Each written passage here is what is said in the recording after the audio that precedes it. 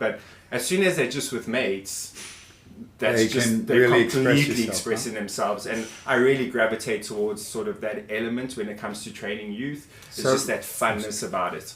So what are some key considerations? So just say here I am, I've got 2 kids myself. And I throw, what age bracket are we talking? Like, is there a way that you would train a certain athlete? Like, just say a kid from 6 to 12. There's different developmental stages with kids. Sure, most definitely. There would definitely be a change. So I would say that age, that age bracket, I would say just before they hit their teens, you want a lot of playtime. Yeah. A lot of just expressing yourselves, watching how they move, and allowing them to move how they feel is natural for them, instead of giving them structure and asking them to move around.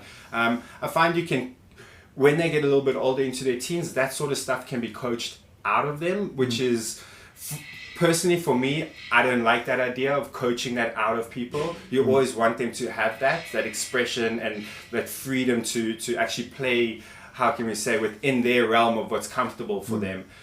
So I would say 6 to 12 years old, definitely a lot of play time. Maybe start introducing a little bit of competition when they get to around 11 or 12, just so that they start getting into that frame of mind. And then I would say teenagers, start becoming a little bit more structured, more sport specific, but then still allow them the freedom. So very structured in the beginning of the training session. For me, at the end of a training session, here's 15 minutes. You guys do whatever you want.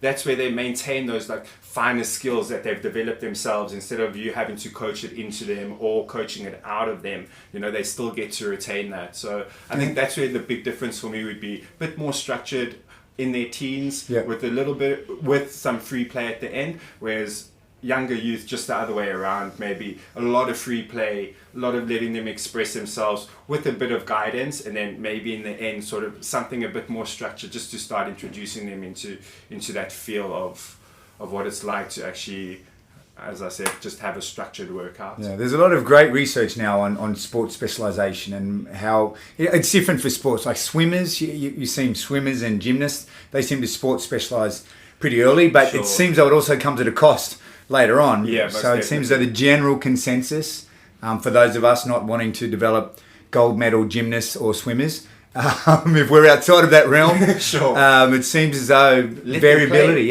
let them variability, let them have fun, man. I think even in society today, we forget how to have fun. We feel very restricted, and we have to do things a certain way, and there are rules for this and there are rules for that.